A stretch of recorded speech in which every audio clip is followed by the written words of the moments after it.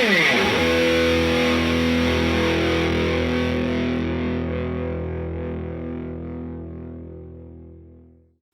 everyone, welcome back to Visually Hidden Selects. I'm Peter O'Brien and today I'm going to be talking to you about Alfred Hitchcock's Psycho from 1960.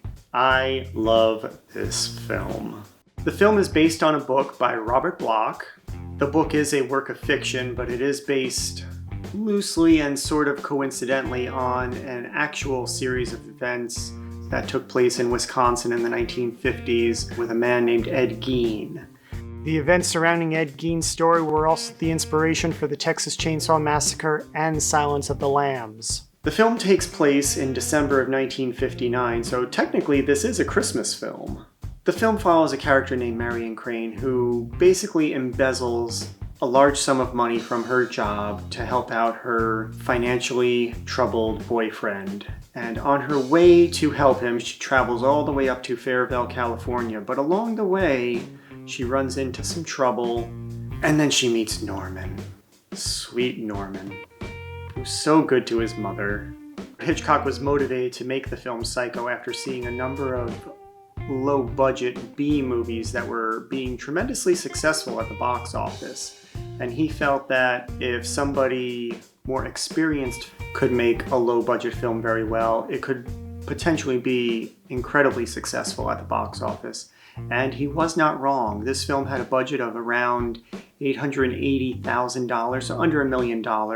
And it was filmed pretty much by the crew that was running his television series, Alfred Hitchcock Presents. So it was shot in a television fashion with multi-camera setups to just make the shooting go quicker. And it was filmed in black and white to save money on color printing and processing. And in the end, he felt he had made a mistake and he was actually going to cut the movie up into a few episodes of a television series until Bernard Herrmann came along. The Psycho score is one of the most famous pieces of music in all of cinema history. The score is composed entirely of stringed instruments, so it's also very stripped down, very simple, and it's very, very effective. And that really takes the film to a different level. With regard to its place in the horror genre, Psycho is really kind of groundbreaking because it is one of the first contemporary horror films. It was one of the first films to really take horror out of the castles and countryside and bring it into the suburban lifestyle. You know, the monster was no longer this bit of folklore. The monster was literally living in your neighborhood and down your street and could be anywhere and could be anyone. The main character's name is Norman Bates, and the name Norman is very close to the word normal because he wishes to appear normal to everybody, but in reality, Norman Bates has a lot of very dark secrets that you get to explore throughout the course of the film. Of course, there is the old haunted house aspect to this film. The Bates house is actually inspired by a painting called House by the Railroad, painted by Edward Hopper in 1925. And when you look at this house, it's an actual house that still exists to this day. It's in Haverstraw, New York, off of Route 9W. I've personally seen this house and driven past it many times, and I assure you that I do not get the same vibe from the house as I do from the film Psycho. In the film, it's a black and white film, so you really only see it in shadow and silhouette. There are some broad daylight shots, and even then it looks kind of run down and menacing perched up on top of its hill. And this house was also the inspiration for the Addams Family house, so you can just see the link of this creepy element in this architecture. The film has a visual element to it, and of course Alfred Hitchcock was a master visual storyteller, so he utilizes the camera in a lot of ways to tell the story rather than words or dialogue.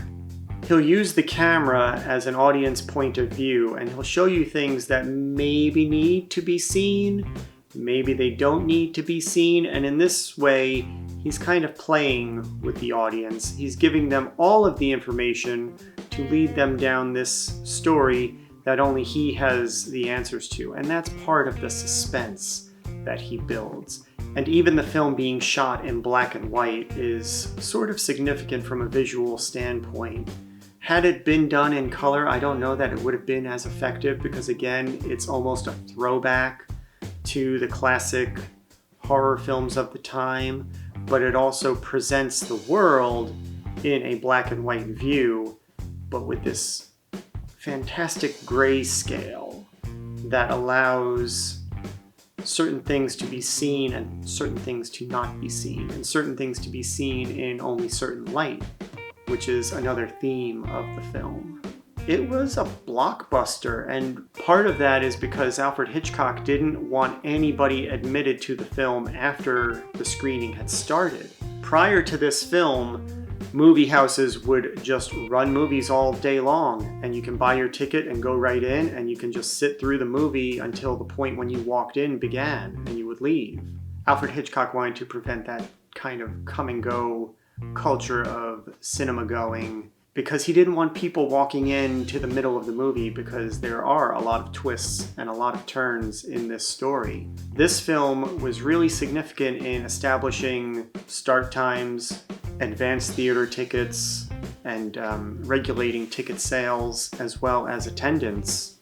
By today's standards, the film really doesn't seem like all that special or important, but in 1960 it really did rattle a lot of conventions.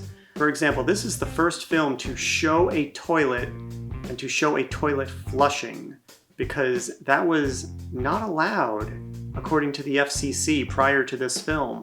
But Hitchcock and the screenwriter Joseph Stefano, they wanted to break that convention, and so they wrote into the plot, into the story, a moment when the character has to do that as part of the story, and it was irremovable. So that is a little goofy looking back now, but at the time it was really kind of a big deal, and if you think about it, it's just kind of a significant and funny little piece of film history.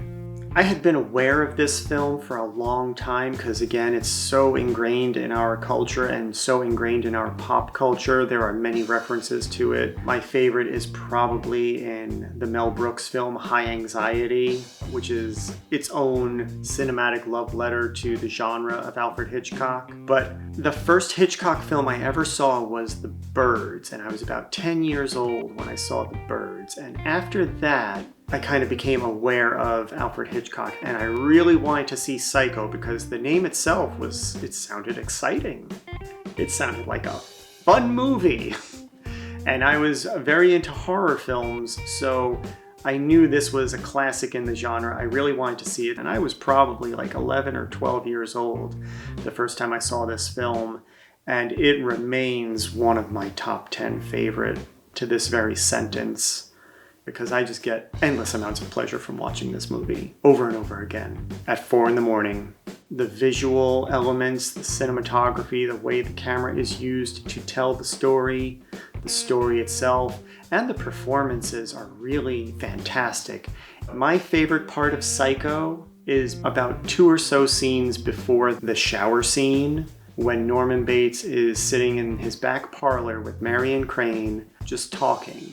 In that scene, you really get to see an actual performance. Anthony Perkins, during that scene, he runs the gamut of personality. He doesn't break his character at all, but his shifts in his mood and in his tone, in his delivery, you really understand where the title is coming from in that scene.